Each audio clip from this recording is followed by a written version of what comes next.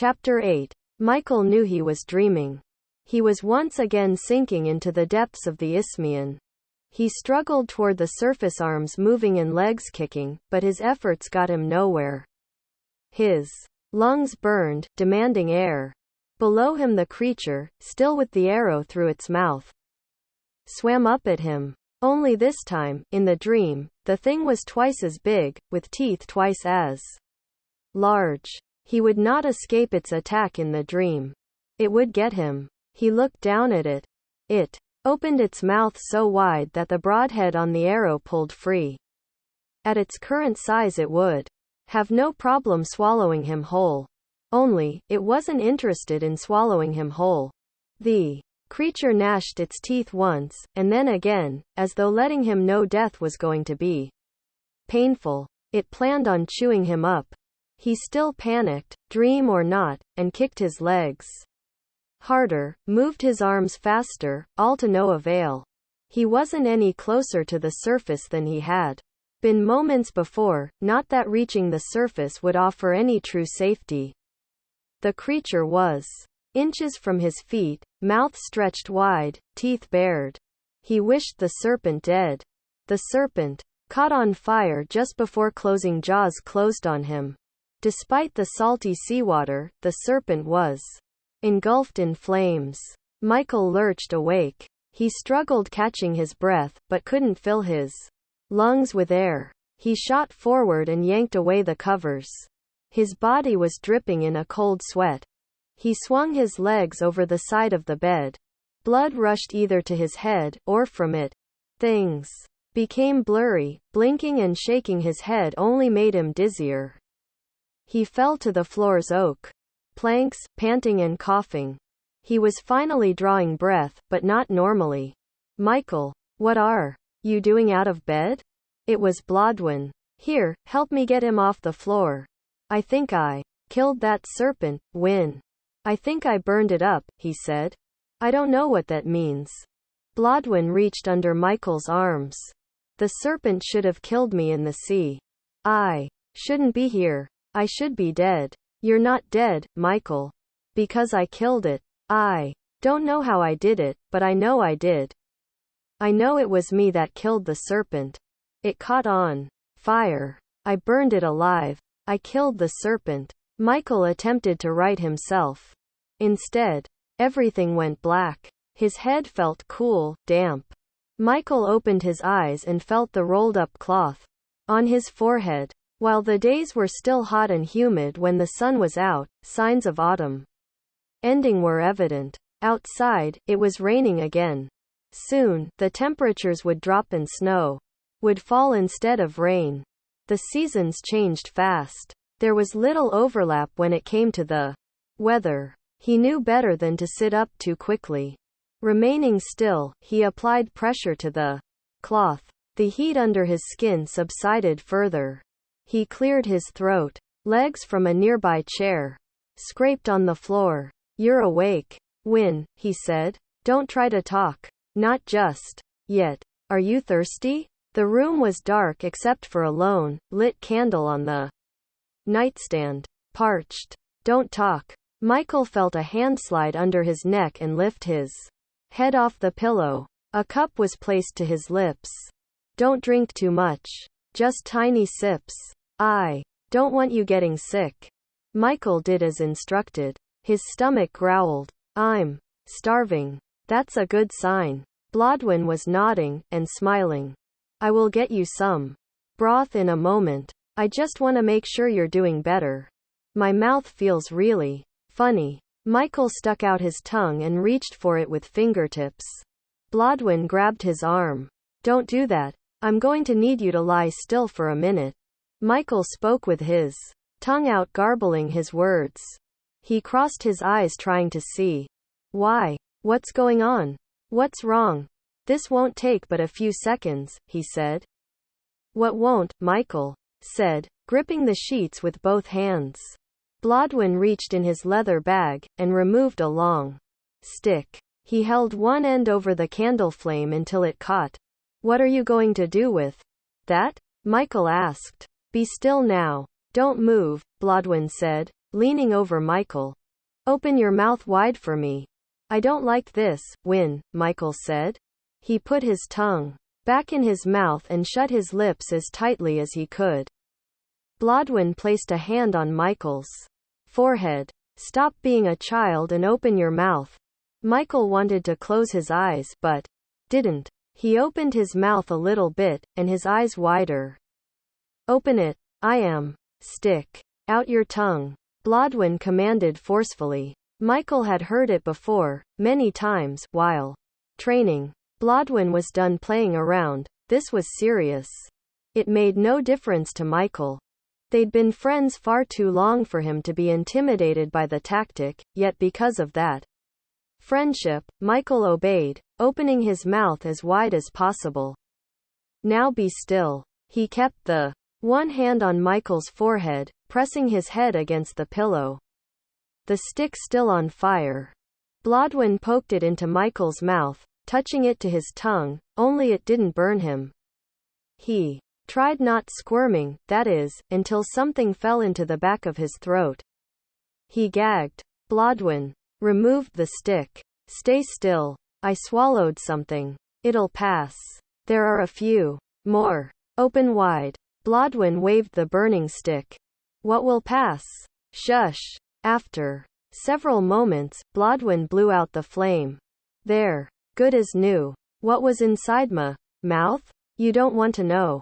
Have some more water. Michael took a long draw, then pressed fingertips against his throat. What did I swallow? How are you feeling? Blodwin asked, changing the subject. You've had us quite worried.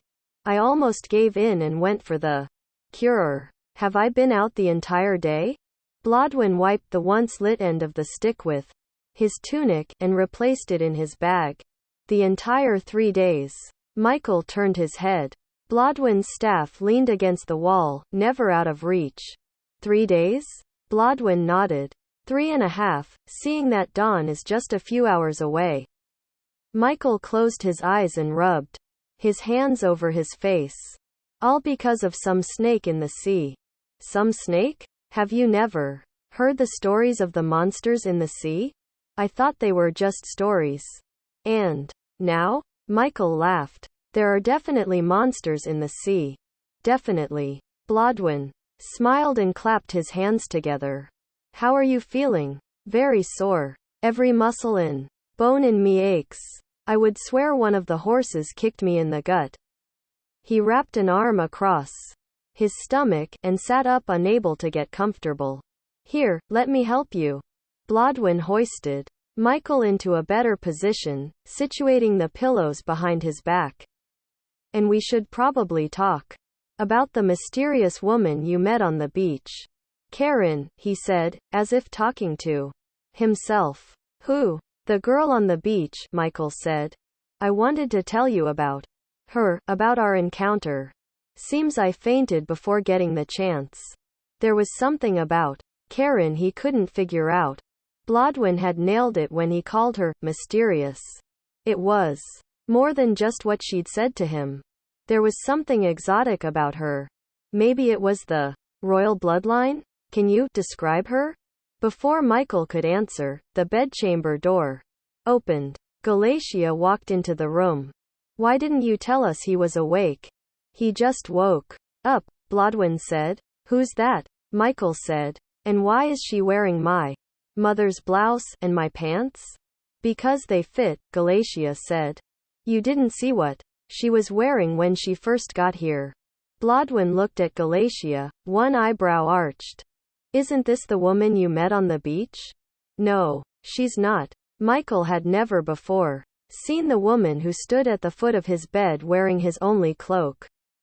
Her voice was familiar, though he couldn't explain how. It reminded him of music when she spoke, the strings of a guitar gently strummed, or of a flute lightly played with practiced breath.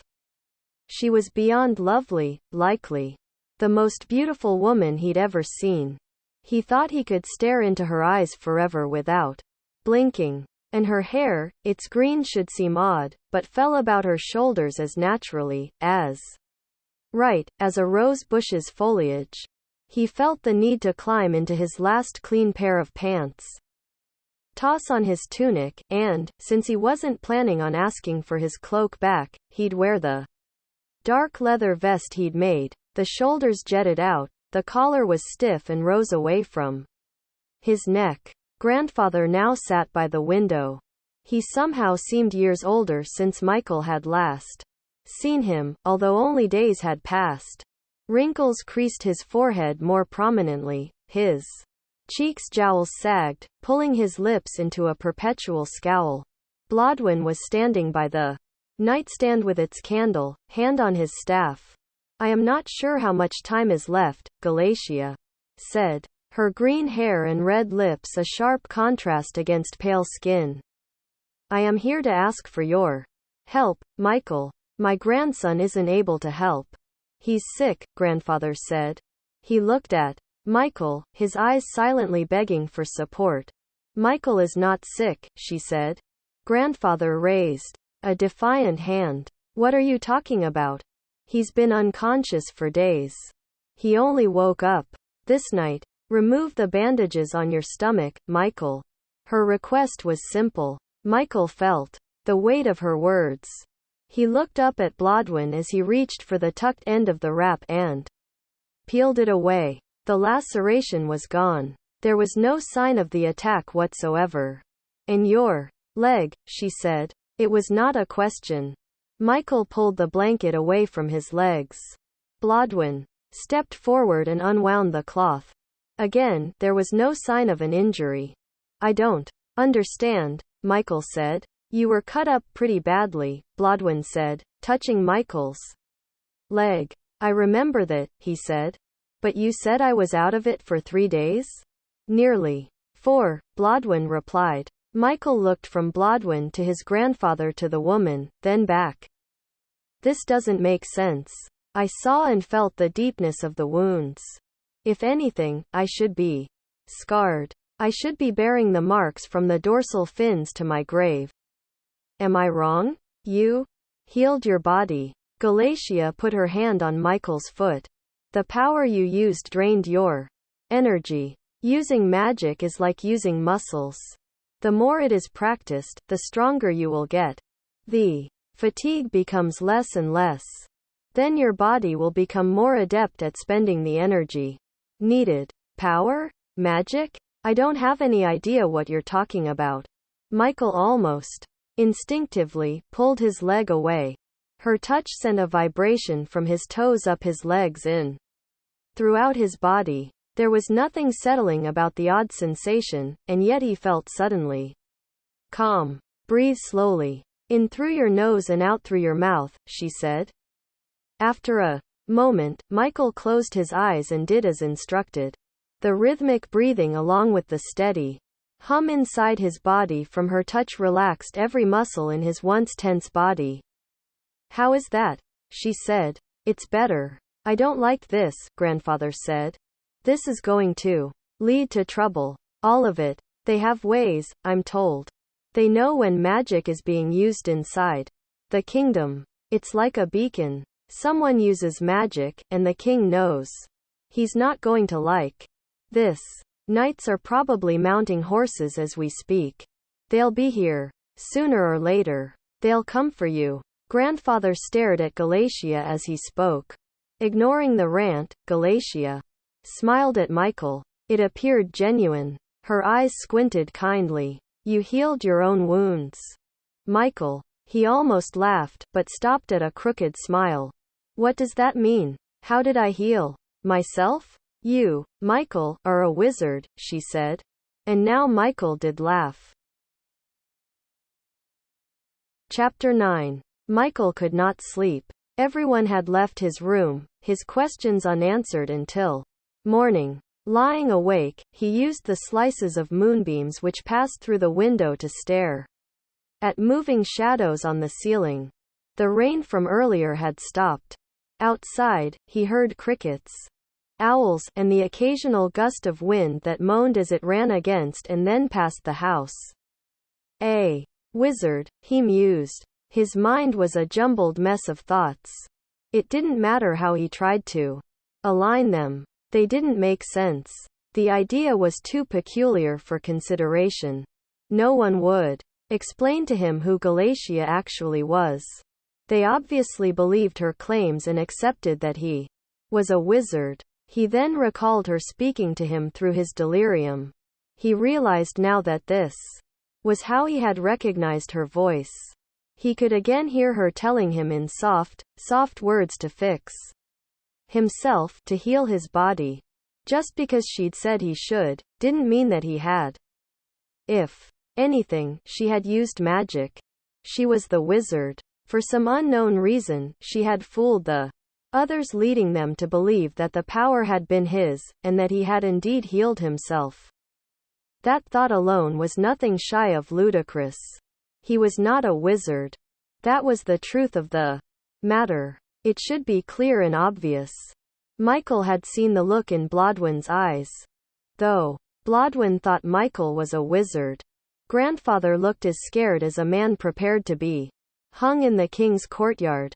This indicated that he too accepted Galatia's accusation.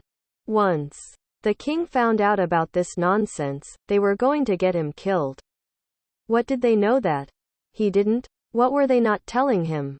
This was why he didn't sleep. They'd insisted that he rest further. Galatia had insisted. She claimed that morning would be the time for questions and answers. She also said tomorrow morning would be a day for decisions, whatever that meant. Removing the blankets, Michael climbed from his bed expecting pain. He cradled his side, yet there was none. There wasn't even the slightest discomfort. The only mild discomfort was the coolness of the floorboards beneath bare feet. Well, that and still feeling nauseated at having swallowed the things falling from his tongue. Blodwen still hadn't told him what those things were, which left Michael's mind free to conjure crazy images. Pushing past it as best he could, he walked to his window and looked out on the farm. The moon was surrounded by a handful of bright stars and lit the night better than a blazing fire. He remembered an occasion, while training with Blodwen, when they'd seen coiling smoke rise against a darkening, lavender-colored sky. They fetched buckets, saddled horses, and raced toward the Kensington estate, the direction from which the smoke originated. Villagers were already there, and more arriving, battling the flames consuming Old Kendrick's home. The closest water came from a deep stone well 300 yards away. Michael and Blodwen joined the line of people from the well to the inferno. The people all working together, empty buckets made their way toward the well and full buckets went back to the burning house. Before long, night was upon them and only the light from the bright orange flames challenged the sky's blackness. They fought the fire tirelessly, but lost. Michael watched Blodwen wrap an arm around the old man and walk him away from the ruins, to a small gazebo by a cluster of cypress trees. It was a side of Blodwen that Michael had never experienced.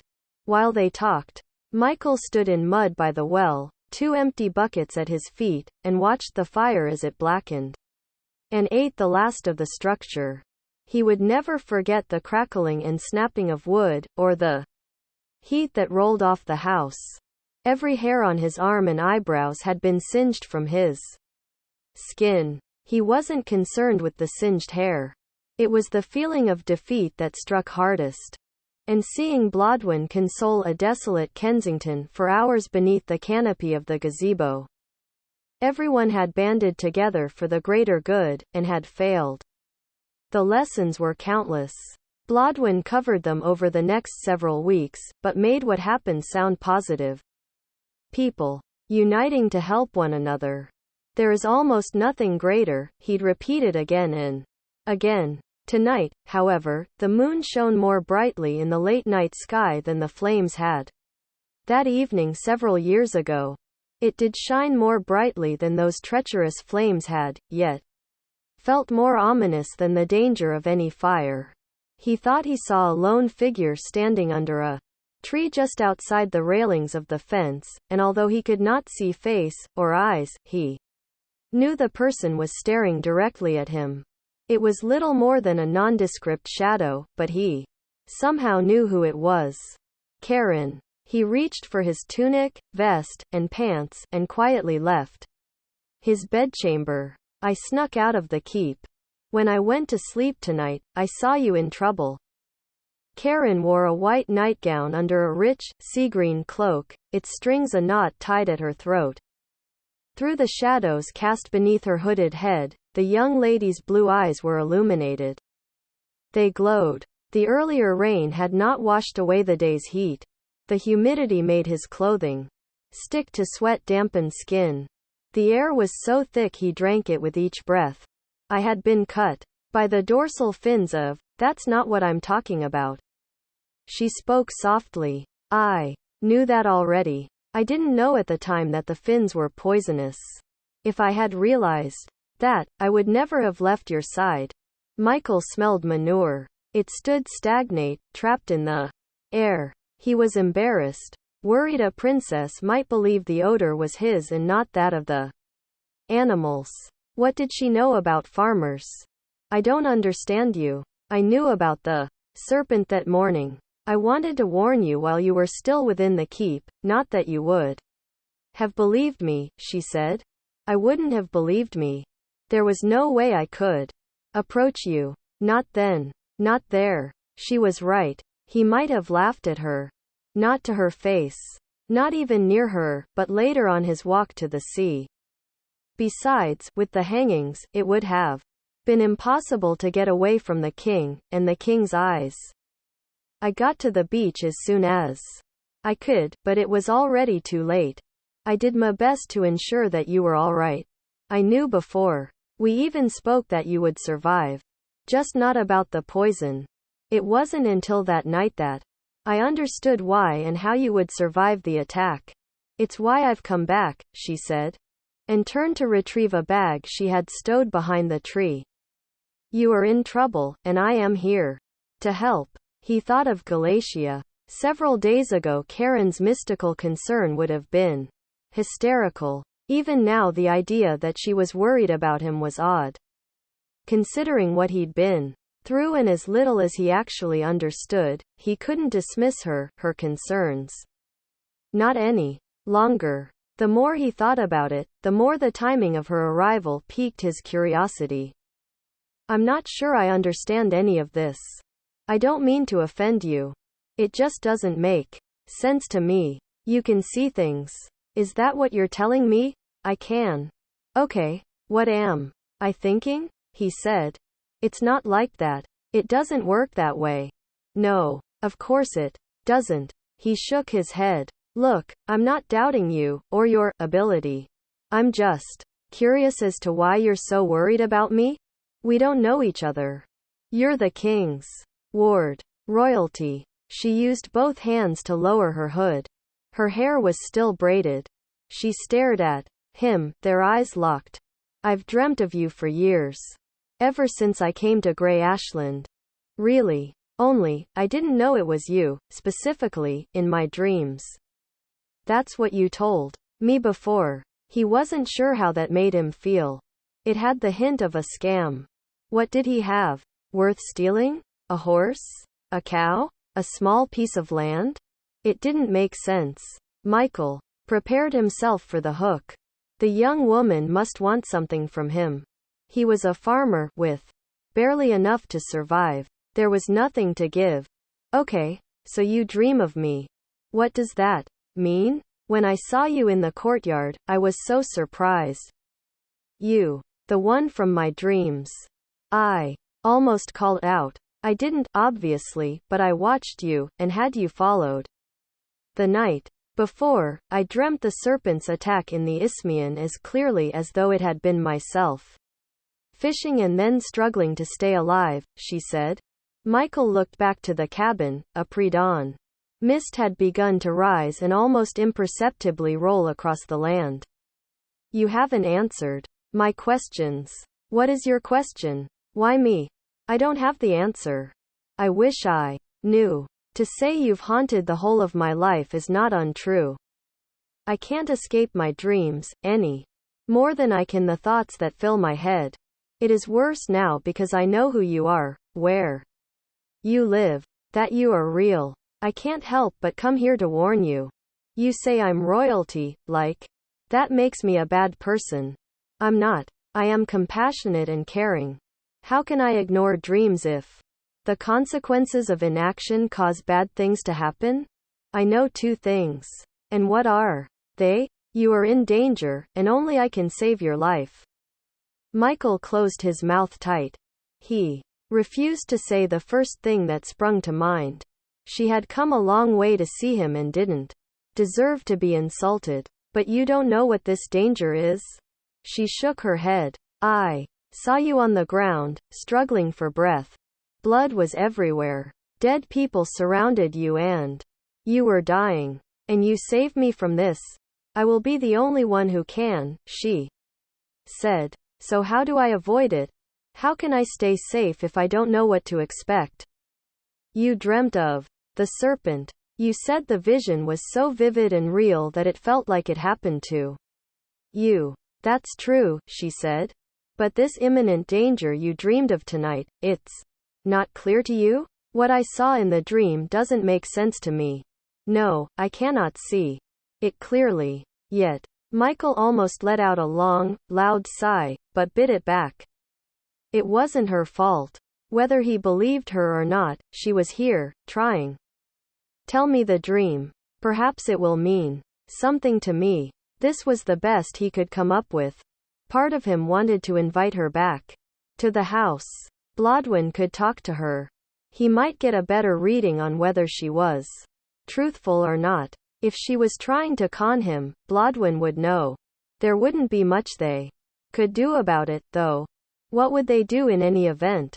The only thing he knew for certain was that she had been beside the king at the execution, and that she had knights to escort her. Everything else was to be taken at her word. Or not. It is going to sound bizarre. Michael raised his hands. Nothing about the last few days has been normal. My mind is open to bizarre. Trust me. She pursed her lips, as if contemplating his words. I dreamt of a naked woman with bright, green hair. This powerful woman is going to come for you for help. What? You think I'm crazy, don't you? I don't know you well enough to say one way or the other. Michael said. Karen, knowing about Galatia, either confirmed his suspicions that a major swindle was unfolding, or verified her ability. He didn't like it. Please, continue. This woman needs your help. And you are going to agree to help her, she said.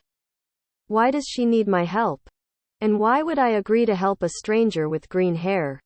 I don't know why she needs your help. I do know that you will help her because it is the right thing to do. More than just your life depends on helping this woman. Only a selfish person would refuse her.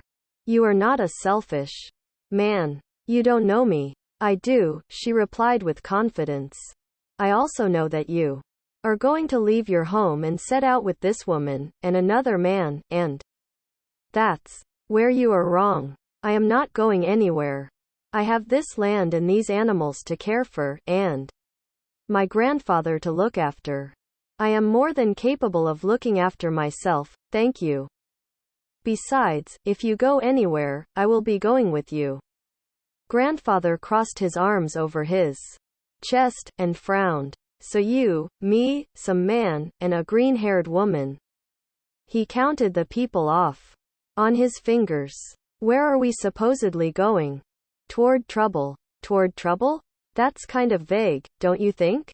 There will be forces against us at nearly every turn. The journey will be long and dangerous. Countless people will lose their lives. The deaths will be bloody and brutal.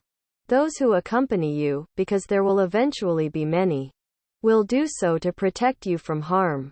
But steel and fire will only be able to accomplish so much. There are those who would oppose us while others will aid. She spoke with her eyes closed, as if recounting words on a document, or memories from one of her dreams. Karen's hands moved while she talked, animatedly punctuating each sentence with fingers.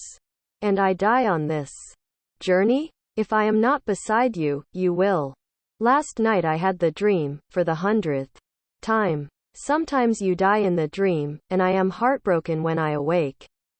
It is as you have said, I don't know you well enough to mourn your death, especially one in a dream, no matter how true I know they be. Regardless, those mornings, I cry.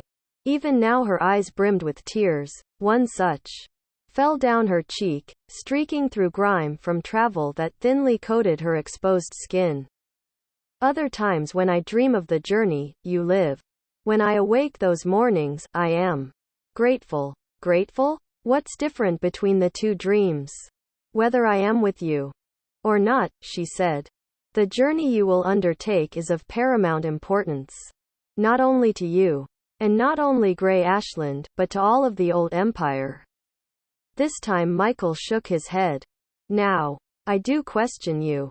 I clean out horse stalls, and slaughter pigs. I milk cows and pick eggs from under chickens. The most notable thing I've done with my life is take care of my grandfather. There is no journey in my future. I'm just one person, just me.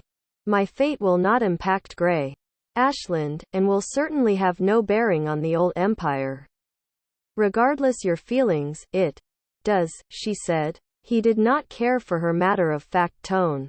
It suggested destiny, as if he had no say in his own future. That may have been the way things played out back when wizards, Galatia had claimed. He covered his face with his hands. What is it? Karen said. I will take you back to your knights. You need to return to the keep. The sun will rise soon. I don't want the king to come looking for you. My grandfather and I can't afford the trouble. We have little enough as it is, he said. I did not bring knights with me this time. I will take you back to the keep myself, then, he said. He had little desire to return to the castle. He felt well, but needed to be home when the others rose. His grandfather would worry if he wasn't here when morning dawned fully. A little worry was better than knights on horseback showing up, he supposed. I'm not returning to the castle, she said. You aren't? She couldn't go back to Evidinus. Michael knew her family's realm was in ruins.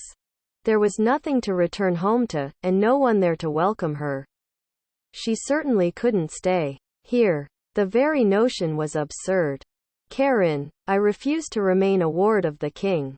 I'm beyond the age expected to either marry one of the king's sons, or to have been returned to my own father. I have no desire to marry Prince Kala. King Nabal may like to think he still has a claim on my life, however he is mistaken. I would rather spend my life on the run being hunted by his knights than live imprisoned within his keep. Does he treat you so poorly? He expects me to stay. That is enough. I refuse to go back there. I need to get beyond his reach. I need to be with you. I've been drawn here to protect you. It is the most powerful sensation I have ever felt. The past few days have made my bones shake to be away from you.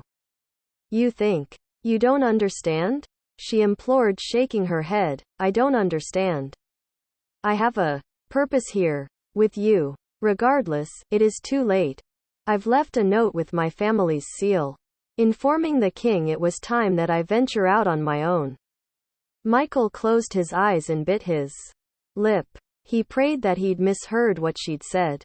Won't the king come looking for you? It is likely, she said. It was an honest and insightful answer, and it did absolutely nothing to eliminate Michael's nauseated stomach. He placed a hand to his belly in a futile attempt to calm the roiling nervousness in his gut. What's to keep him from coming here? Michael waved an arm indicating the land behind him. If the king suspects you are here, he may take all of this away from my family. Out of the entire old empire, why would the king think that I would come here? He doesn't even know you exist, she said. He suspected she was trying to reassure by expressing the anonymity of this location, and felt no hurtful or demeaning intent. He lowered his eyes. You met me by the Isthmian mere days ago. The king doesn't know that. Your escort would. They'd never tell. Their loyalty might be strong while you were living at the castle, but once you've run off and the king demands answers. Now she bit her lip. It was not a sight he wanted to see. It suggested she hadn't thought of that until now. My grandfather and I work very, very hard, he said. This small piece of land, it's all we have. You will be leaving soon, she said.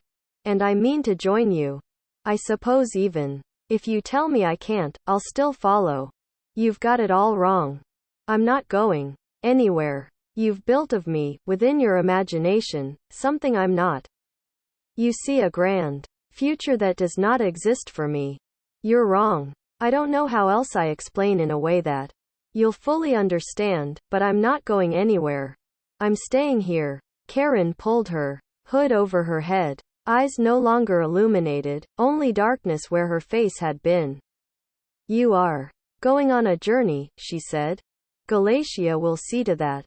You will be leaving soon. Like it or not, I'm coming with you. We are connected. You need me, Michael. Her voice trembled. Again on the verge of tears. She rose on tiptoes to kiss his cheek.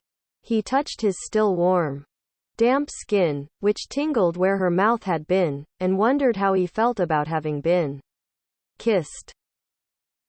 Chapter 10. Michael wasn't surprised to see everyone awake and around the kitchen table when he opened the door. Blodwin leaned back in a chair, balancing using the two back legs, and his staff. Grandfather sat with elbows on the table, fingers laced together in front of his face.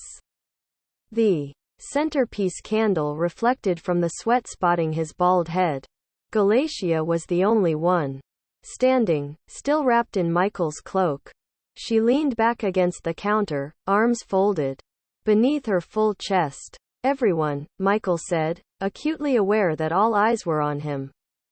He stepped aside. This is Karen. She is a ward of the king. She was one the princesses of Evidinus. Your father was King Aslam, Blodwin said. That's right, she said. Did you know of him? I knew him, actually. When he was young, when he was just a prince.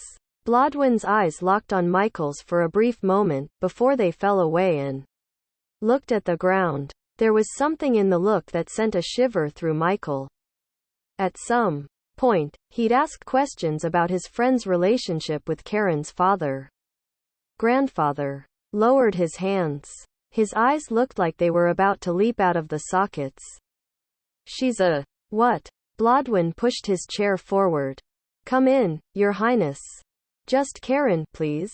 She didn't appear the least bit uncomfortable wearing only a nightgown while standing in the entrance of a livestock farmer's meager dwelling.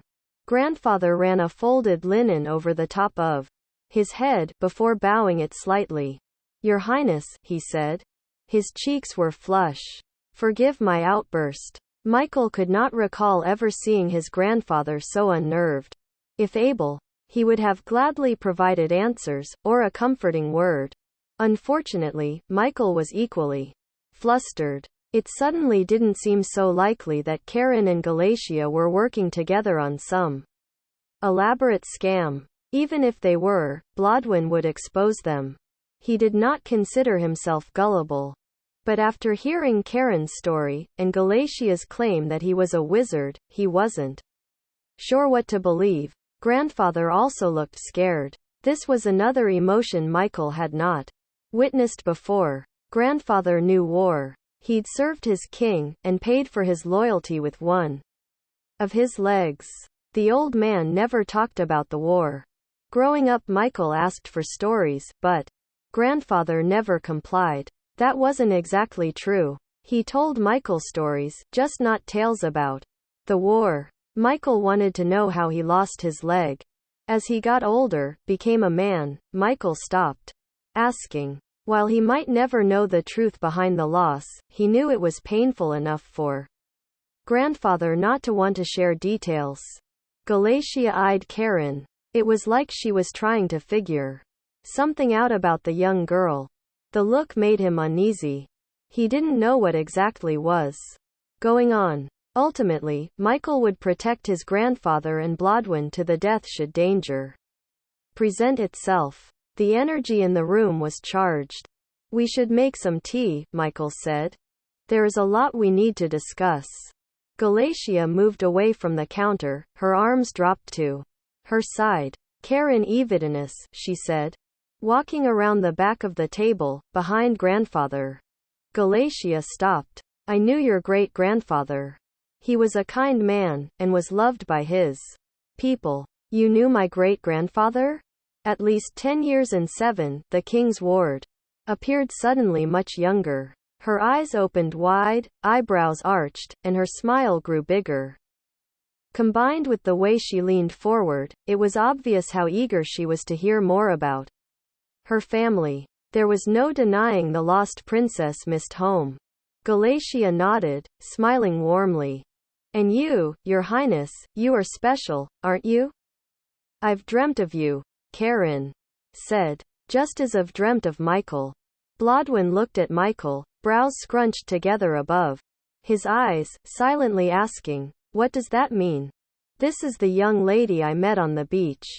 When, Michael said, the idea of making tea forgotten. He wouldn't need the caffeine. There was no way he'd fall asleep again tonight. 2 mysterious ladies showing up around the same time. Blodwen said, as if talking to himself. I believe young Michael is correct.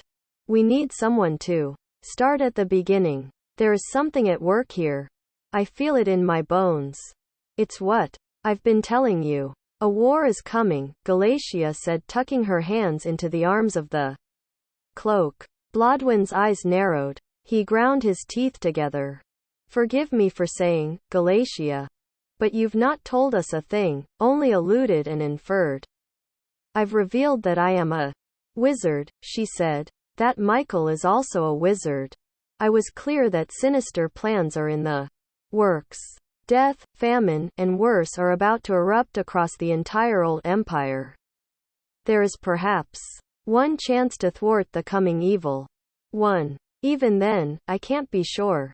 We need to undertake a journey. Michael and I, it is the only option any of us has. Michael looked at Karen. She was staring at him. He saw it in her eyes. They said, see, I told you are going on a journey. You look no more than, dare I say, 30 years and 5? 6? What of it? Galatia neither denied, nor conceded to Blodwen's guess at her age. I just heard you tell the princess that you knew her great-grandfather. He stood up. He held the staff loosely. Michael knew from his training that it was in preparation.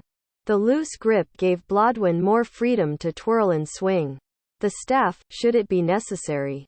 Silence fell over them. Only Galatia's eyes moved, as if taking in the facial expressions of everyone in the room, processing them, and considering what to say next. My story is too long to tell before morning.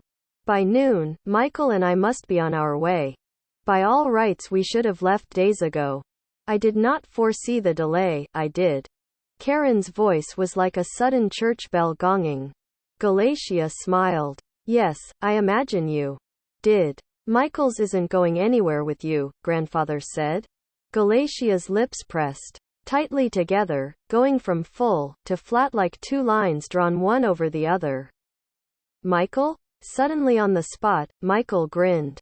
Galatia, thank you. I appreciate you treating me like a man, asking for my opinion. In that, my dear friend Wynne has a lot to learn. Michael, grandfather said. Sorry, sir. I was kidding. Now is not the time. Blodwen had not moved. He was ready, though. For what? Michael wasn't sure. My apologies, Michael said. Galatia, I cannot pack up and go with you this morning. I have no idea who you are. I don't have any clue what's going on.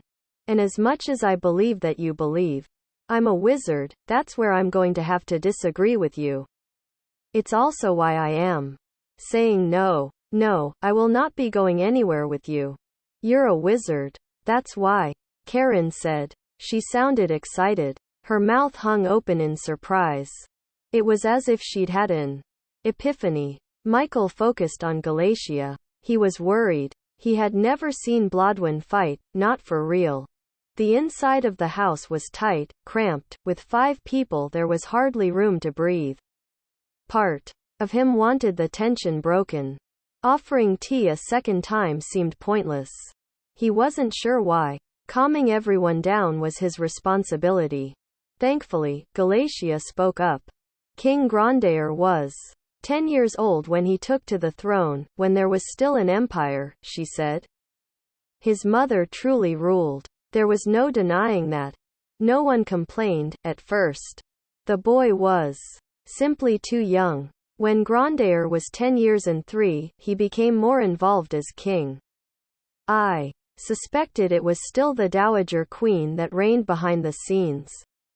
I don't think I was alone thinking that, nor do I think my perception's incorrect. Michael knew from history that 206 years ago Grondair had been crowned king. His math skills had never been very good. Regardless, the woman standing near him did not appear anywhere near 2 centuries old. 36, as Blodwyn suggested, maybe. 206 was highly unlikely, however. Who really knew what wizards were capable of? She was still talking, though. He would not interrupt her. Blodwyn gripped his staff more tightly, showing a slight relaxation in his readiness to do violence. The Dowager Queen threw a ball in honor of the king's birthday. The king spent the evening dancing with princesses from each of the other kingdoms. You should have seen the days before the ball. The princesses entered the Grey Ashland realm in caravans led by warriors, heralded with trumpets. They rode stallions or saddled camels. Coats of arms displayed on banners hung from the trumpets that waved like flags, or were embossed on shields. It was amazing seeing all the different sigils, and colors, and people. One young princess was preceded by a parade of elephants, and giraffes. Each new arrival outshined the last, it seemed. It was not a spectacle I grew tired of watching. I was younger then, though, and impressionable, Galatia said. 200 years younger, Michael thought, but didn't say. Grondair married a lovely princess when he was 10 years and 6. She was not from this or even bordering kingdoms. In fact, she wasn't from the empire at all. She hailed from the north, a small realm beyond the zenith mountains. Galatia fell silent. The expression of wonder was evident on her face. She seemed lost in the recollection. Michael made eye contact with Blodwyn, who only shrugged at him before returning his gaze to the stunning woman. Wizards had a place in society, in those days. Our own special place. For the most part, there weren't today's overwhelming prejudices towards and fears of magic. Though there will always be those who take ignorant and intolerant stance against anything they don't understand, or cannot explain, or don't possess themselves. Galatia behaved like a normal person, Michael thought. Although their interaction had been limited, he had not looked at her as simply a woman.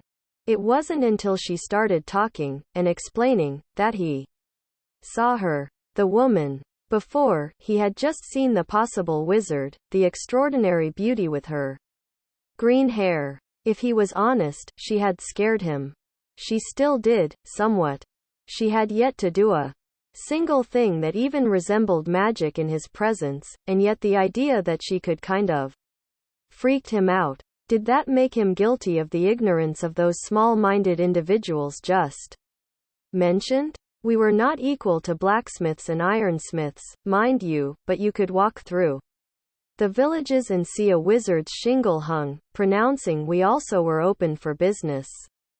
But that was then. That was then. What changed? Karen said. Wait, I'll be back. Michael ran out of the house, and toward the barn. The night was nearly over. The black sky became dark blue, and soft blue along the eastern horizon. Morning was on the way. In the barn was their small wood shop. It was where Michael had crafted the chair with wheels for his grandfather. He picked up 2 chairs he'd recently made. While the bark was whittled away, and the wood sanded smooth, he had yet to apply lacquer. He carried them back to the house and set one next to Karen. "Sit," he said. The other he offered to Galatia.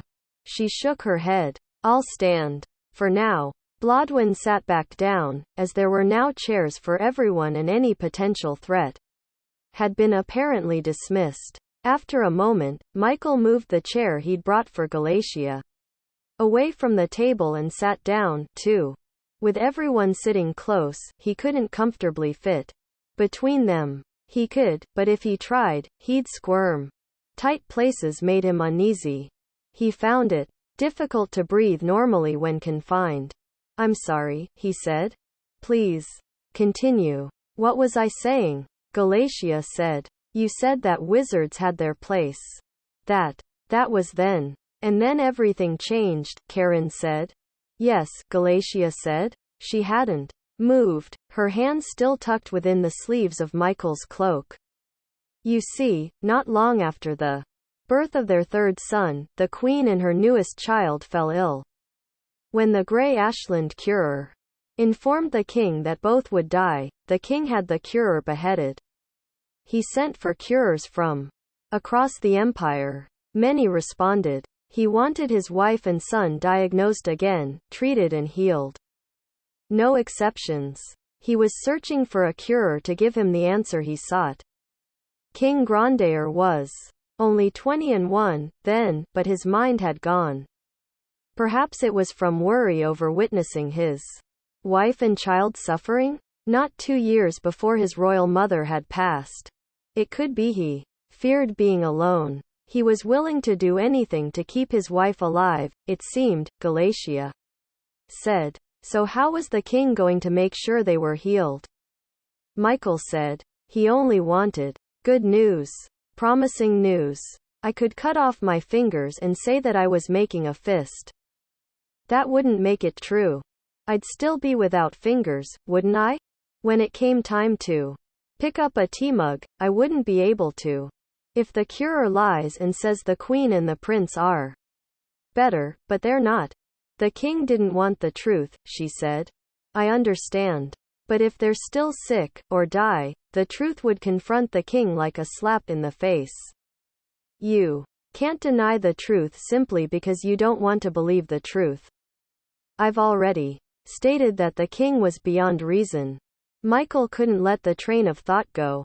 And the curer responsible? Did he decapitate that one as well? It wasn't a curer who agreed to give the king the answers he wanted. Galatia closed her eyes. If it wasn't a curer, Karen said, then who did? Michael knew the answer. Galatia stared at Michael. Michael said, it was a wizard. Chapter 11. The king moved his son into the chambers he shared with his queen. The 2 beds were side by side. At the window, the heavy red drapes remained closed at all times. Sunlight was dangerous to her and her child. It hurt their eyes and blistered their skin. It had nothing to do with the sun's heat. It was as if the rays themselves were cursed. Galatia walked around the table while she spoke.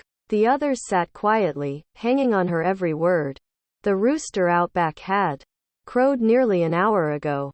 Soon, sunlight would stream through the cabin's eastern window. Birds chirped. A wizard journeyed across the Isthmian from the Osiris realm, believing they could help the king using practiced healing magic to cure both queen and prince. Knights met the ship by the Delta Cove, to provide the young wizard a proper escort, she said. The king had chambers inside the castle for the wizard, but there wasn't time for unpacking.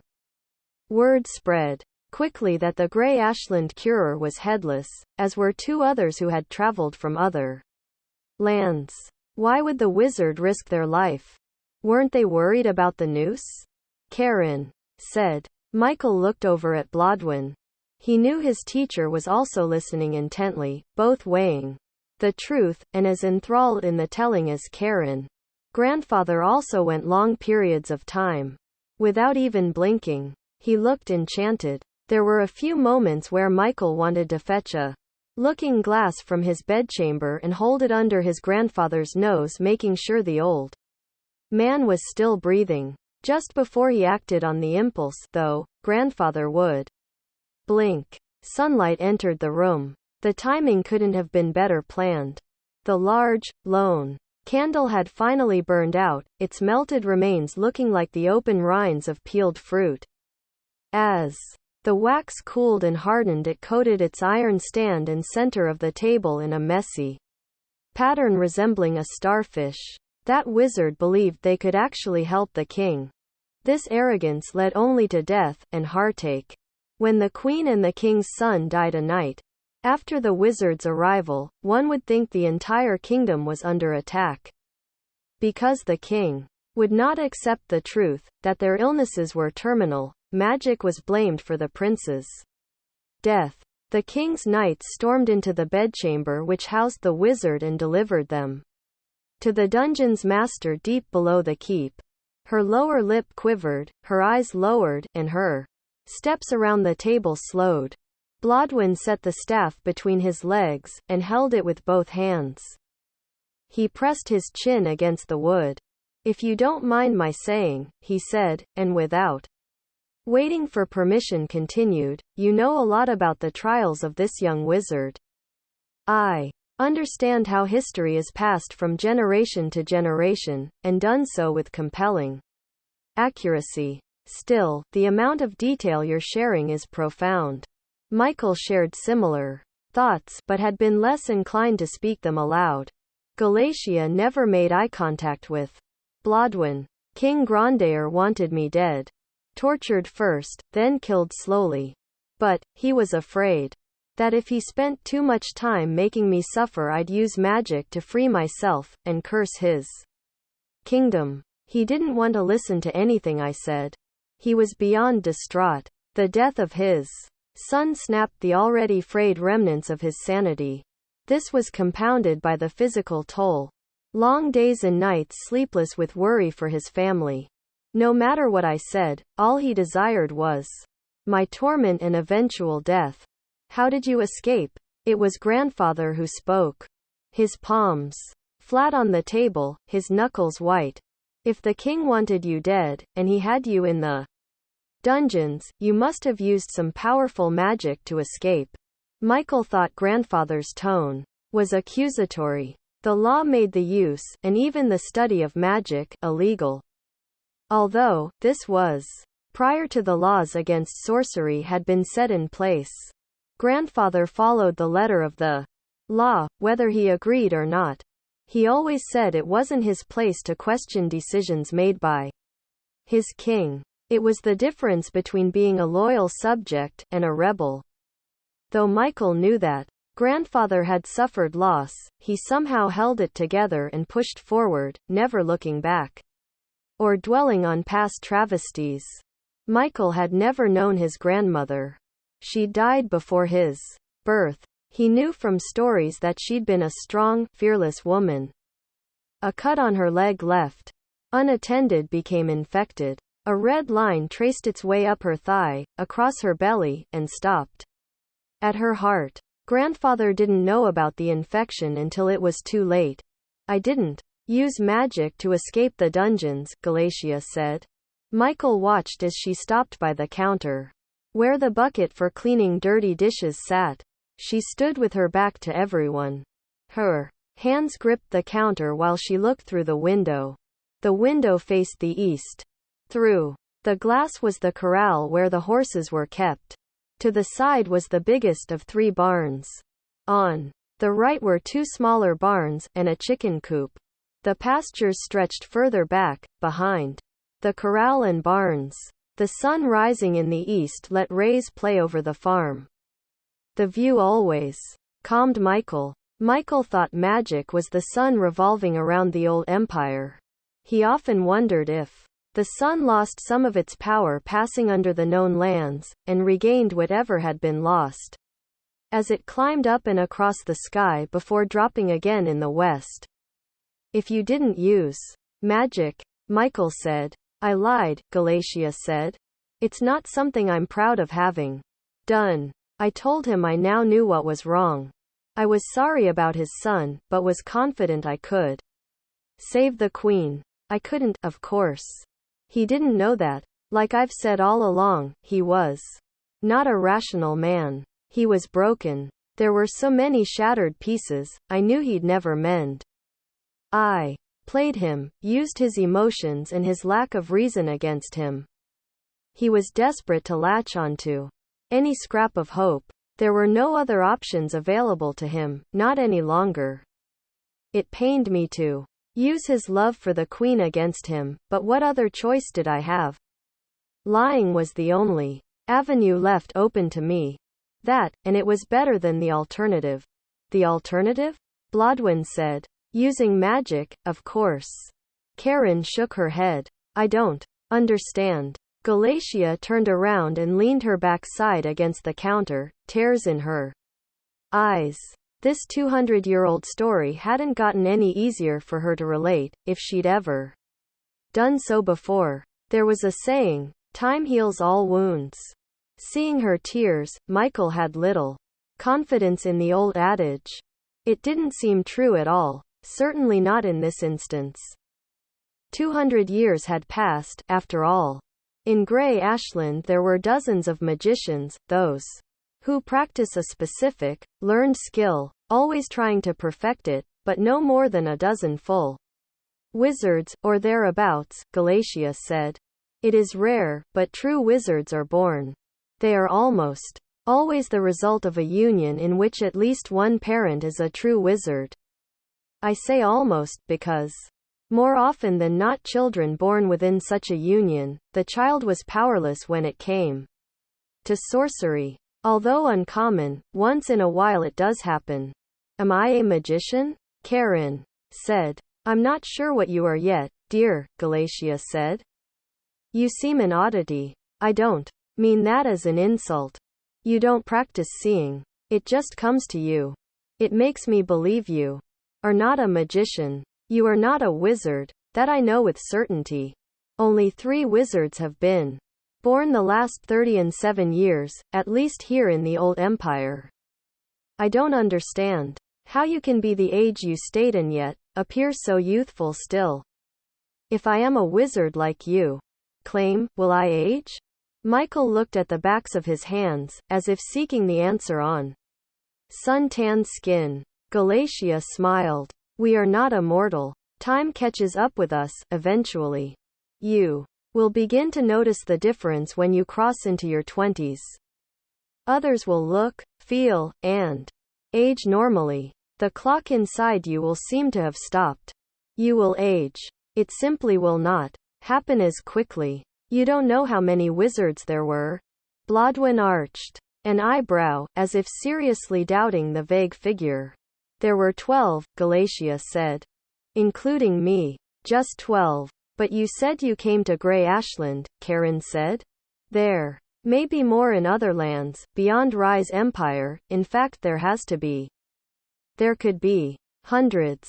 I didn't know anyone beyond. There were only 12 across this empire, when there had been an empire, she said. When King Gandir's son died, and the king wanted me put to death, I realized what damage I had done. I was afraid, but when I say that, I don't mean just for my own safety. I knew that I'd brought the king's wrath down on all wizards. Were you able to save the queen? Michael said. She never tried, Blodwyn said, getting to his feet. He tapped his finger against his chin, thinking something through. Once the king accepted the claim, she could save the queen. He told the dungeon guards to bring her back up to his bedchamber. I escaped their clutches. It hadn't been easy. The king was looking for me. He had knights at the gates, and patrolling the kingdom. I used an enchantment to cloak my appearance. It was a powerful spell because it affected anyone who looked on me. weak from casting such a spell. I managed to sneak out of the keep and made my way back to the cove where my ship was docked. The king launched his crusade against all magicians and wizards immediately after the queen's passing. There were no trials. Known magicians were executed on sight. Terror ensnared the entire empire. Anyone accused of magic was murdered. People grew paranoid. It became an easy way for some to settle disputes or eliminate rivals. They simply needed to point a finger. Hundreds perished during the crusade. Innocent people. Galatia made no attempt to hide her tears. They streamed down her face, dripped from the sides of her chin.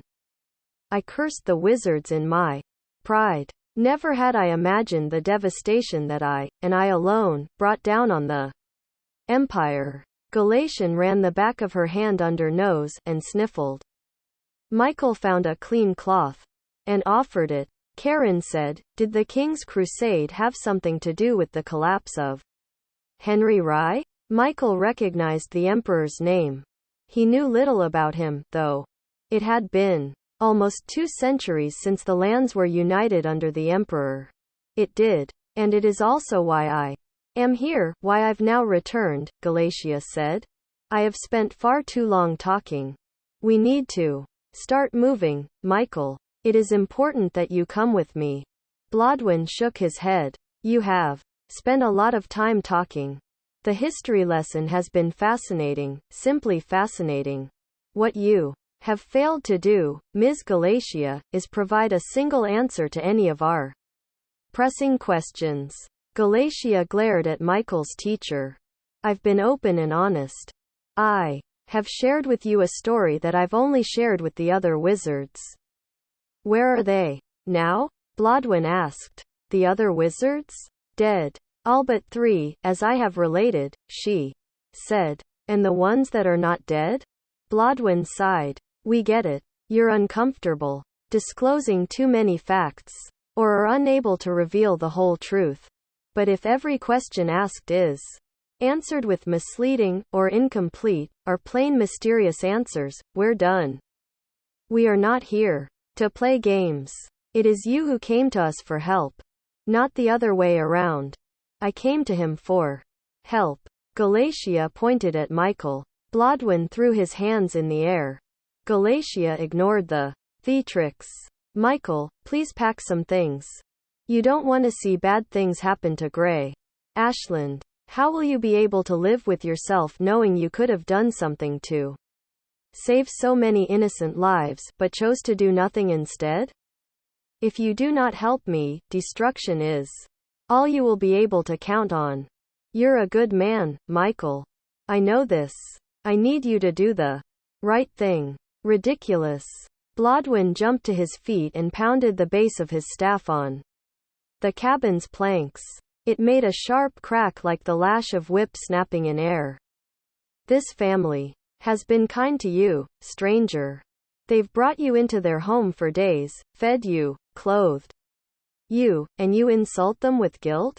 Nothing you've said has been proven. You provide nothing specific other than the need to venture out on some mysterious journey to save the world. Michael has family and responsibility here. This is his home. Galatia's left arm shot out toward Blodwin. He flew backwards and smashed into the wall. Plaster cracked and crumbled from the impact. He collapsed to the floor. Chapter 12. What have you done? Michael dropped to his knees beside Blodwin. It was so surreal, seeing magic used. He never expected Galatia to go crazy. Somehow she'd thrown Blodwin into the wall while standing across the room from him, the table between them, and without ever laying a finger on him. Michael pushed hair out of Blodwin's face and lowered his head, putting his ear to Blodwin's mouth and listened for breathing. He's alive. Galatia stood like a statue. Of course he's alive. Blodwin groaned. He left me no choice. He wanted proof I'm a wizard. There is his proof, she said with anger. She cupped her hands together. A ball of blue flames roiled in her palms. Do you require more? She is a wizard, Karen said. The declaration obvious, and therefore not necessarily helpful. Michael might have harbored doubts. Those were now crushed. Leave him alone. He was just looking out for me. He spoke truly. You haven't told us anything. We don't know why you're here. We don't know where you want to lead me. You keep spewing off about the possibilities of countless deaths and immeasurable destruction to Grey Ashland, but you continually fail to explain the whos, the whys and the hows. I don't have all of those answers. Tell us what you do have. Tell us what you know, Michael said. He sat in front of Blodwyn, protecting him from any further magical attacks. She wasn't alone in her anger. His grew like fire on wood, its heat rising to his head. He could feel how flushed his face had become. That's what I've been trying to do. You can't understand what's coming, if you don't understand what's happened. So you do know what's coming then. I have an idea. I'm doing my best to explain, she said. You're not succeeding, he said, speaking softly. Losing his temper wasn't helping the situation. It did nothing for Blodwyn. Galatia had proven how dangerous she could be. He needed the tension diffused. He would speak his own truth calmly. I don't want to go with you. In fact, I want you to leave. Michael, Karen warned. Perhaps you should go, too. The king will come looking for you. There's enough trouble inside my grandfather's house to get all of us hung, he said.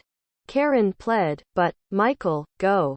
Both of you. Please, just leave. Grandfather sat silent, as if unsure what to do next, and unsure if there were anything he could do.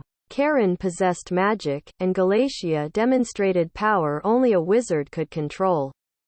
He was old and confined to a chair with wheels. Michael felt miserable, knowing that there had been a time when nothing would have given his grandfather pause. Age, however, weathered away more than bone and youth. It also took its toll of courage, and for that matter, pride. I want you out of my grandfather's house, and I will not ask again. Karen pushed her chair back from the table, the legs scraping across the floor. She stood and used her hands to smooth the front of her nightgown. Michael dropped his eyes. He pretended to be concentrating on Blodwyn's well-being. He couldn't look either woman in the eye. Hospitality had been instilled in him by his grandfather since he'd been a child. They didn't receive many visitors. Throwing people out of their home went against everything grandfather taught him. Grandfather wasn't agreeing with Michael. He did not speak at all, but most of all he didn't object.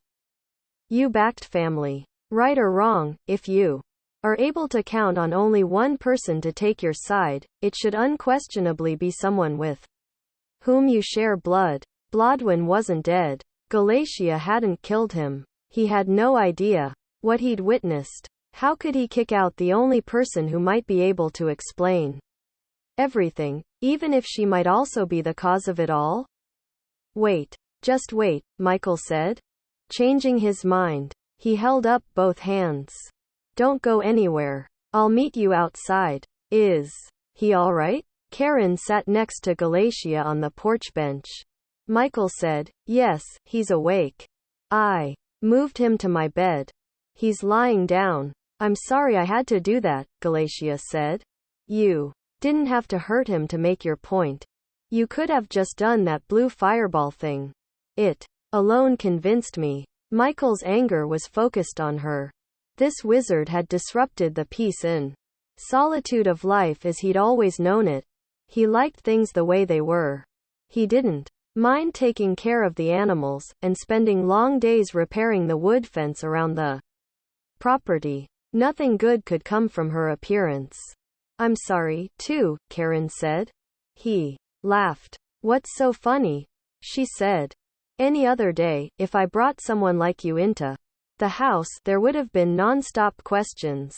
Someone like me? What is that supposed to mean? She said. You're the king's ward, a princess. You slipped away from the keep and came here. It won't be long before your absence is noticed. The king is going to send at least a platoon in search of you. We both know that's true. The only reason I brought you inside was because I suspected something fishy was taking place.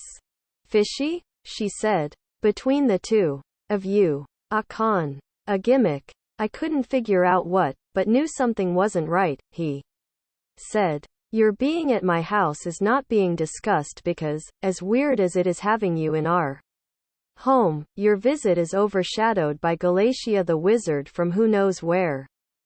This is crazy. All of it is nuts. What you're feeling, that sense of unease, Michael, is part of what I've been trying to explain, Galatia said, standing. He held up a hand. Please, just sit back down. We need to go, Galatia said. We may have days. If we're lucky, weeks. Even if we have months, it will not be enough time to fully prepare. Stop. Just stop it. I have no clue what you're talking about. I don't want you flinging me off the porch to make a point.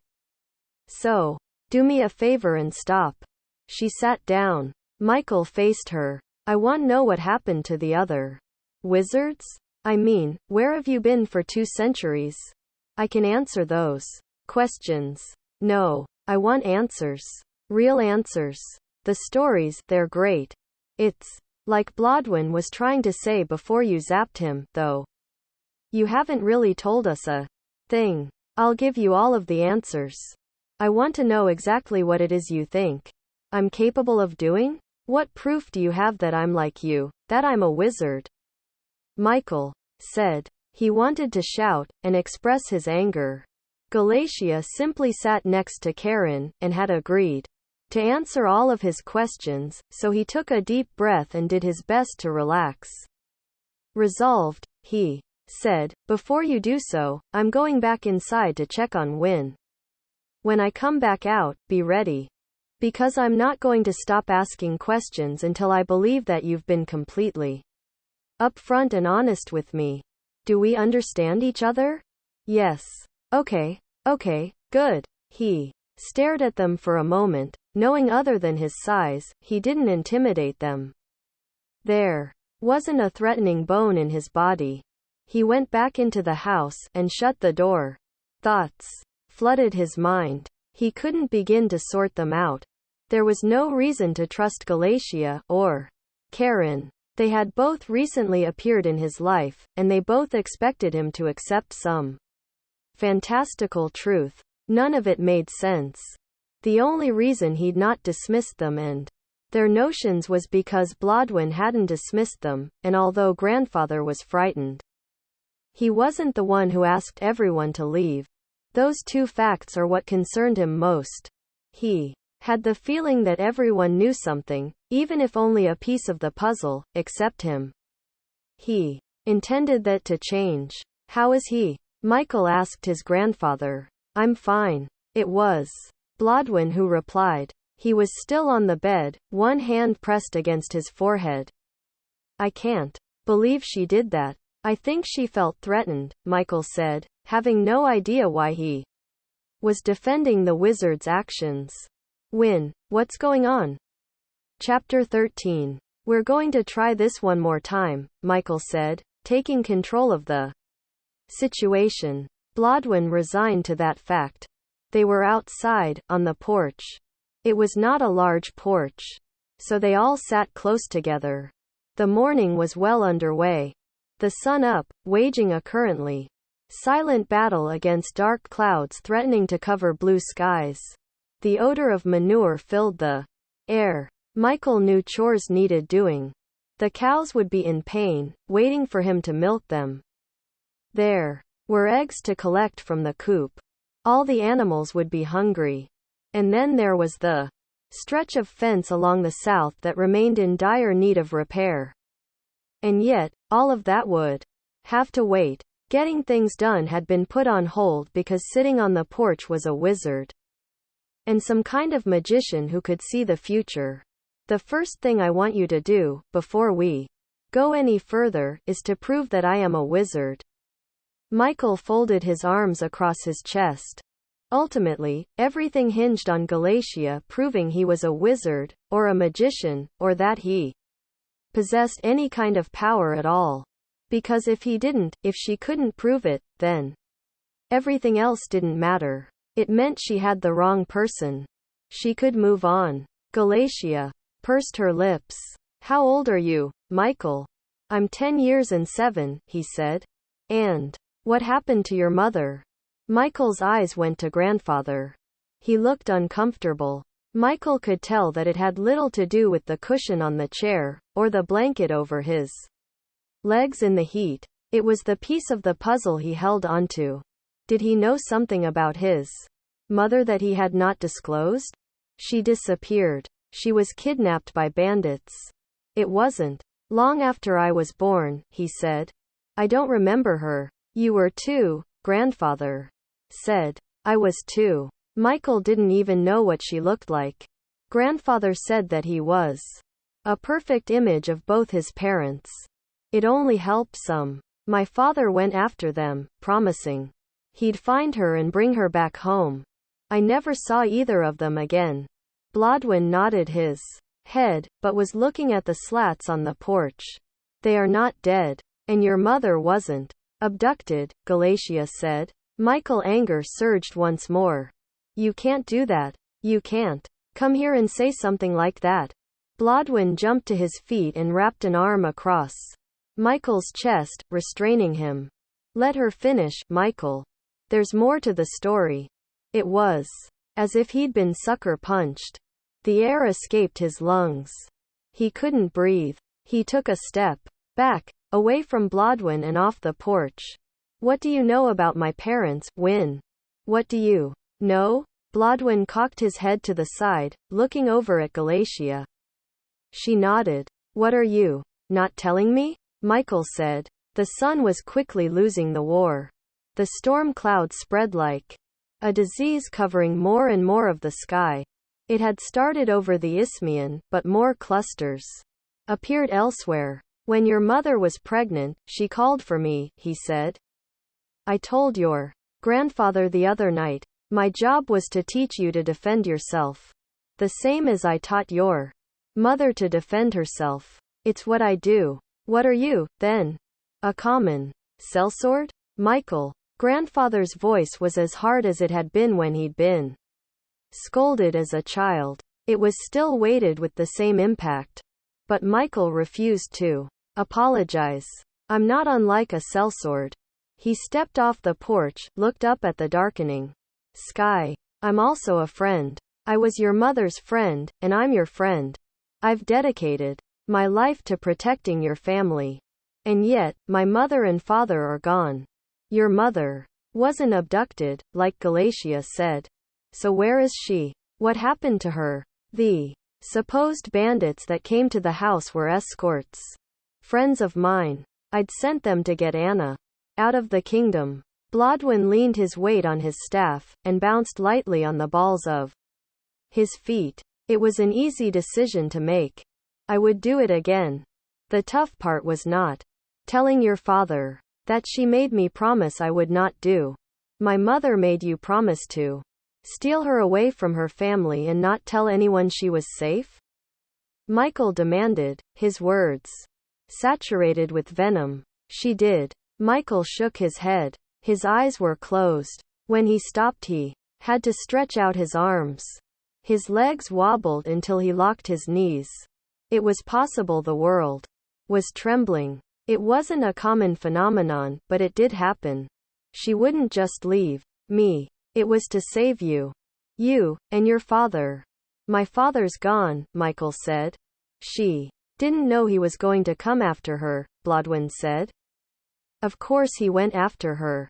He thought she'd been kidnapped. He saddled a horse the minute he'd found out she was gone, and rode after them. It was grandfather who shouted. His hands were balled into fists.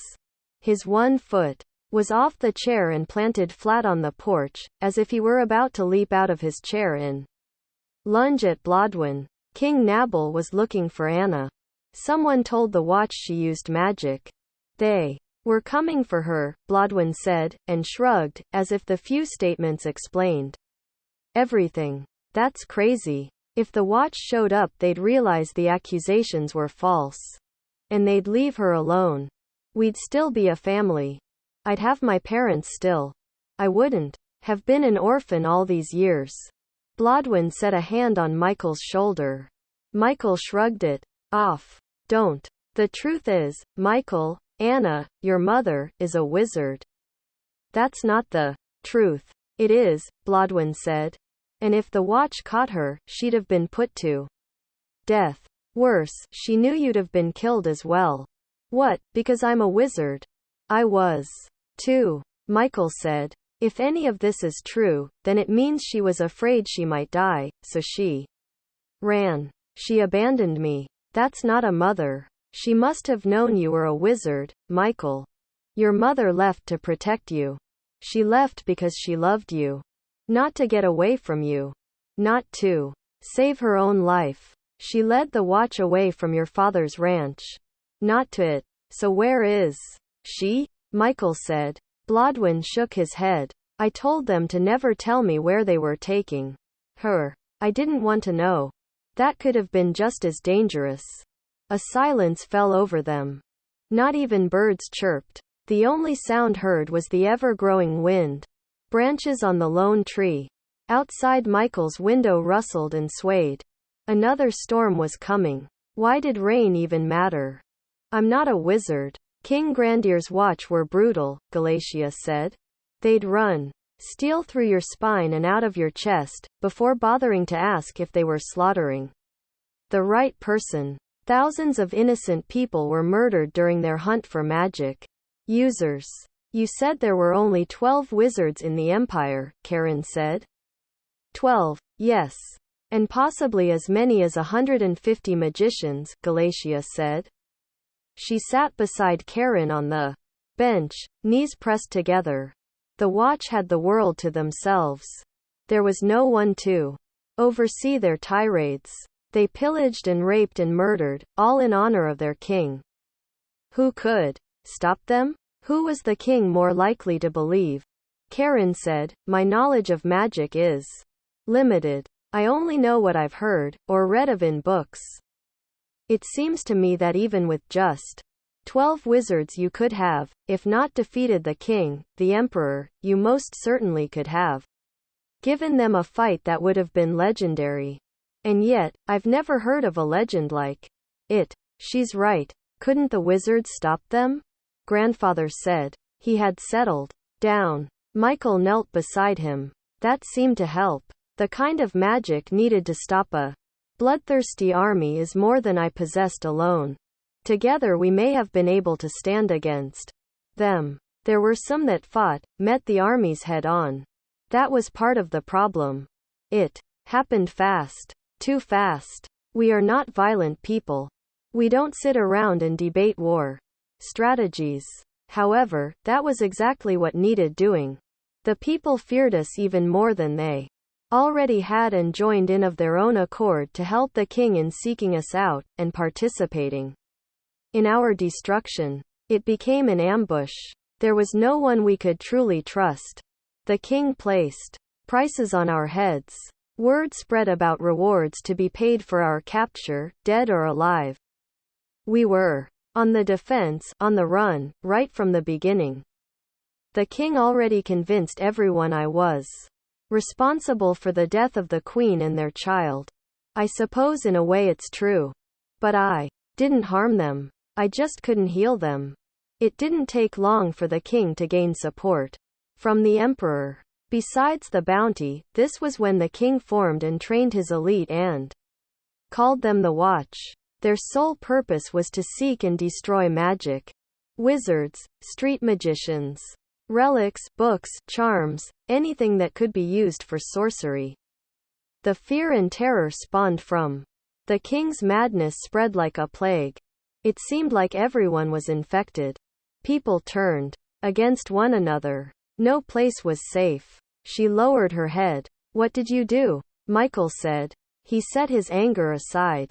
For whatever reason they'd been drawn together. Sooner or later they would get to the bottom of things. Learning the truth might not make things easier, but at least he would be better equipped to start dealing with reality. Everything buried would be unearthed. He took some solace in that. Of the 12 wizards within the Empire, there were just 4 of us left. I was notified by Raven that we were to meet at the library in the ancient ruins on the east side of the Isthmian, past the Reims Mountains and across the Balefire River. The journey took several months. I felt as if the watch were close behind the whole way. Not only did I fear for my life, but worried I was leading the watch right to them. Before finally reaching the ruins, I made certain one last time that I wasn't followed before going any further. Confident I was alone, I continued on to meet with the others. Last to arrive, I found that many of the decisions on what course of action to take had been determined. Galatia looked beyond the porch, toward the dirt road that led to Nabal's castle. She grew quiet then, for a while. No one urged her to speak. In silence, everyone waited. Galatia tried to smile. The plan was quite simple, really. First, we swore never to talk about the plan. Even now, it is difficult for me to break that rule. Michael began to stand, then stopped. He was prepared to remind her of his demand to tell them everything, but changed his mind. He waited patiently, giving her a chance to first volunteer the information. We were to go into hiding, she said. No one would know where the other hid. That way, should one of us get caught, we could never betray any of the others. Except what? Blodwyn said. There was one way to call everyone, should the need arise to meet again. And that is why I am here, Michael. I have a need to call the 4 wizards. We can remain hiding no longer, Galatia said. Why? I don't understand, he said. The other wizards blamed me for everything that happened. They were a little shocked when I appeared at the ruins. To say they weren't happy to see me would be an understatement, she said. If everything she said was true, she might be the sole reason for the dark times wizards faced. You can call the wizards? I can. You are the only other wizard in the old empire that I know. She held up a finger. Let me rephrase that. You are the only wizard in the old empire that I trust. I am here to get you first. Together we will call the other 3. We need to do this before King Cordiera does.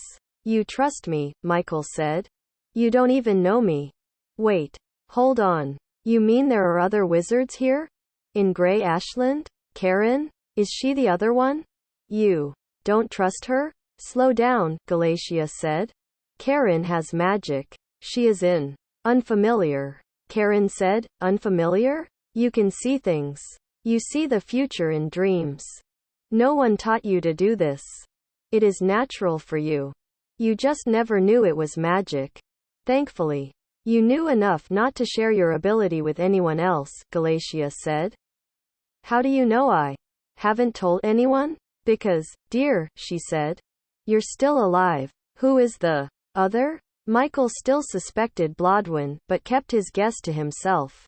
In the Osiris realm, King Cordiera does not view magic and sorcery as evil.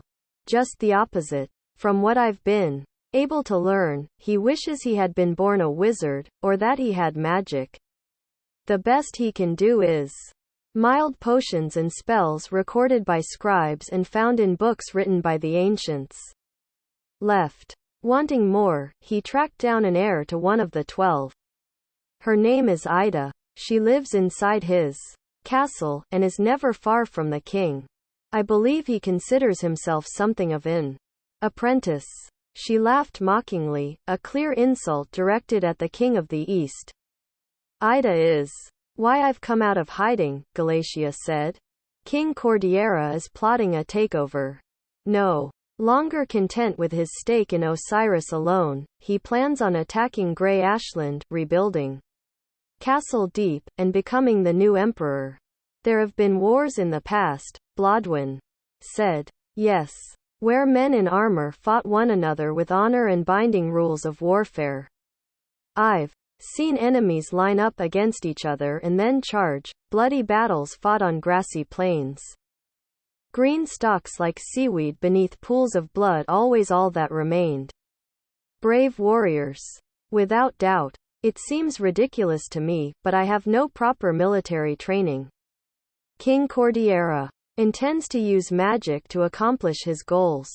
The opposition will never know what is coming. Blodwyn said, you'd indicated with 12 wizards there wasn't enough magic to win a war against King's Steel. What's changed? You misunderstood. King Grandair had already launched his attack. There wasn't time to prepare. We didn't plan. We never acted in concert, each having different ideas about what course of action to take until it was too late. We were forced to always react. King Cordillera is using Ida to plan his attacks carefully, using magic as his main weapon, Galatia said. And once he has what he's looking for, there will be no stopping him. And what is he looking for? Karen said. Galatia said, me. The other 3 wizards. And Michael. King Cordillera won't kill him, he will enslave him. Chapter 40. The stagnate moat surrounded the castle. The drawbridge was down. The wood worn, and in need of repair, did not look strong enough for a dog to cross safely. The chains for raising in lowering the drawbridge were rusted stiff. The walls hadn't only collapsed in spots, it was riddled with missing blocks throughout. Crumbled towers leaned in places like steps. Clouds of mosquitoes hovered above the surface of placid water. Some dragonflies perched on reeds, others zipped back and forth. On the ground, just to the right of the lowered bridge, rising from of the dirt was a blue rose with a bright green stem, and leaves. Michael was tempted to reach for it. The tip of the rose suddenly blackened. The darkness spread down the petals as if plagued. The breeze whisked away the charred ash as the entire flower was blown destroyed. Did you see that? He said. See what? Karen said. The rose? The blue rose? Karen stood silent, looking where Michael pointed. I don't see it. It's gone now. The rose is gone? Never mind, Michael said, but couldn't take his eyes from the spot. This place is, she said. Her voice trailed off. What?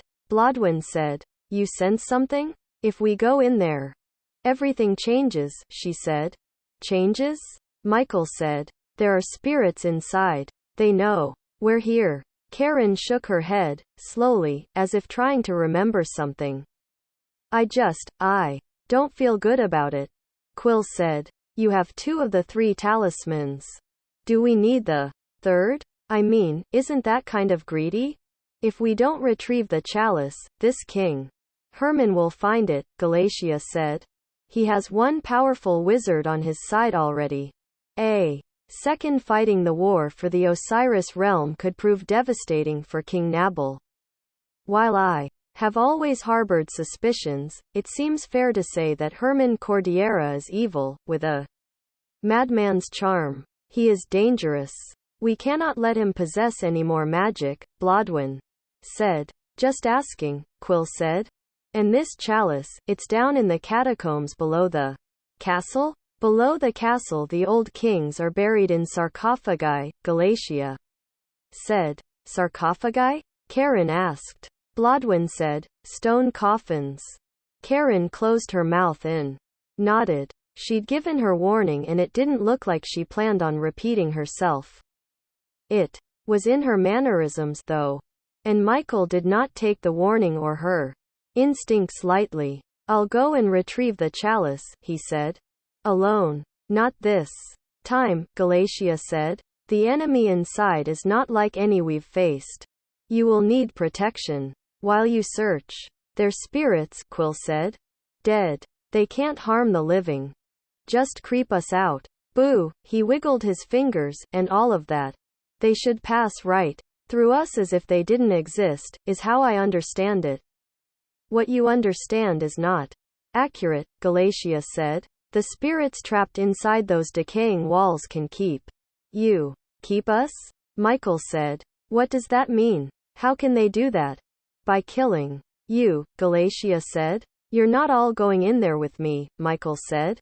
I am, Quill said. We're in this together. I'm afraid he's right, Blodwyn said. He tapped the end of his staff on the soft ground. Your being able to retrieve the chalice is far too important for us to sit out here and wait. Something tells me this might be more dangerous than facing cavers. Michael looked over. Galatia just shrugged. Michael sighed, shaking his head. The drawbridge groaned under their combined weight as they walked over the rot-riddled planks. The steady hum of dragonfly wings surrounded them. The sun sat above them, the sky darkened, storm clouds rolling toward them from the west, over the mountains they'd just crossed. Michael walked into the keep first. He was not nearly as skilled with a bow as his uncle, so he kept his bow and quiver over his shoulder and let the blade from his sword lead the way. Karen stayed right behind him. Next came Quill, who kept an arrow nocked, while his eyes scoured the area searching for any sign of a threat. Blodwyn held his staff with both hands. He took careful steps, pivoting this way and that. Galatia's fingers looked frozen, stuck in odd positions on her hands, as if itching for a chance to throw fireballs. The keep was flat, dirt and crushed rock. There were abandoned vendor carts here and there. Nothing for sale today, though. Straw canopies over the carts were mostly gone, wheels were broken. The walls of the fortress were in worse repair than they appeared when viewed from without. The parapet was equally decayed and missing sections. Parts were charred black from fires burned out long ago. This is too creepy, Quill said. I don't like it either, Karen said. The sound of their voices fell flat, as if muffled. No one else spoke, perhaps as unnerved as Michael was by the unnatural way the sound behaved. The castle was at the far northwest of the keep, atop a small hill. A stone staircase led to the main doors. Loose and chipped steps crumbled underfoot. Doors that stood 20 feet high were decorated with iron hinges and iron doorknockers. They party stood dwarfed by the entrance. Do we knock? Karen said. Michael shook his head. He leaned a shoulder against the door. Locked. Quill handed Karen his bow. On 3, he said. They pushed. The doors did not move. The wood everywhere is rotted, but not here, Blodwyn said. Stand back, Galatia said. Do we want to drain our energy opening doors? Michael said. He had considered using magic, but wanted all of his strength ready when needed. They didn't have any more food, so rest would be all the young wizard could rely on. These won't deplete me, she said, smiling. Michael and Quill stepped aside. Whoa, Karen said. The door on the left was ajar. We must have loosened the hinges, Quill said, retrieving his bow, again knocking an arrow. He shouldered his way into the castle. He whistled. Again, the sound fell flat. With both doors open, Michael expected some natural light to fill the foyer. It didn't. The room was as gray and dark as the storm clouds coming over the mountain. The main room was damp, dank. Black mold shared space with moth-eaten tapestries on the walls. Giant cobwebs draped the empty torch brackets. Wooden benches and planks of wood that had once formed a table were tipped over, smashed to kindling. Michael couldn't shut his mind off. The horrors of the attack filled his imaginings. The raiders must have been relentless. Merciless. How do we find a way down to the catacombs? Michael said. In a rush, or something? Quill said. He stepped sideways around the main room. On the far left was a staircase that led to higher floors. Not over here. Michael flicked his wrists, turned around, aiming at where torches did occupy brackets. Fires lit the room. Shadows walked across the darkness whenever anyone moved. That's better, he said. You think so? Made the whole place a little spookier, Karen said. Blodwin walked the room, patiently tapping his staff on the slabs of rock floor. What are you doing? Galatia said. A hollow tap, tap. He bent low and wiped away dust, dirt, and dead skin, revealing a large rectangular hatch in the ground. The handle was a loop of metal. He pulled on the door, lifting it up, and walked it over to the other side, laying it down. That is one heavy door, he said. The catacombs, Quill said. I've a feeling this will not be much fun. You should go. Not first, Quill said, looking at Karen. She pointed to herself. I didn't say that. Galatia hadn't spoken, either. She stood in the center of the room. A young girl had come down the stairs, dressed in a long white sleeping gown. The child held tight to a rag doll, hugging it to her chest. In the firelight and shadows, it looked as if she could not hold still, but had not taken a step. Long, straight black hair hung past her shoulders, covering much of her face. Do you live here? Where are your mother and father? Quill asked. Michael held out a hand, stopping Quill from asking more questions. We will not be here long. We are searching for something. When we find it, we will leave you to rest in peace. You should go, she said, her head nodding up and down. You should not be here. Where were you when we needed you? Her voice became deeper, louder. She nodded her head. Faster. Where were you when we cried for help? She lowered the doll to her side, held it by an arm barely sewn to the shoulder. Straw stuffing protruded from the armpit. Where were you when they killed my family? Ah, Michael? Quill took steps toward the door in the floor. We were not called to help. We did not know of the attack. That was a long time ago. If we had been asked, we'd have come and helped, Michael said. He spoke slowly, hoping the child did not feel threatened by their presence. Her voice changed. It was like boulders tumbling down the face of a mountain. She raised her head and looked directly at Michael. You should go. Most of her face was blistered and raw. It was as if she'd died, burned alive in a fire. The large front doors creaked before slamming shut. Oh, she said, and sounded like a little girl. As she brought the doll back into an embrace, she squeezed it, swaying left and right. Giggling, she ran up the stairs. Michael chased after her. Michael, we don't have time. Galatia said. Stopping on the second step, Michael asked, what about the girl? Galatia said, she was a ghost. Her spirit belongs to the castle. I saw her, Galatia. She was a ghost, but seemed as real as you or I. Try getting that door open, Quill said, talking to Blodwin. I don't like how this leg of the adventure is starting. Give me something I can kill, surround me with enemies, and I'm good with that. A ghost in the body of a child, though? What do we do against that? We are here for the chalice, and nothing more. We can't correct a wrong committed decades ago. Just like Michael explained. The fight was not ours, she said.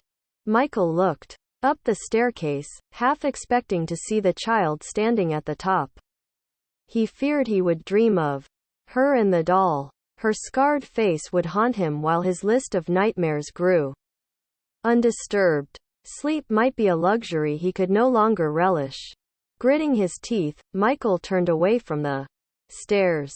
Movement caught his peripheral vision, but he didn't look back. Let's get this last talisman, and be done with it, he said. The doors are closed, as if sealed shut. Quill said. No matter, Michael said. Grab some of those torches from the wall. We're going down those stairs, not out that door.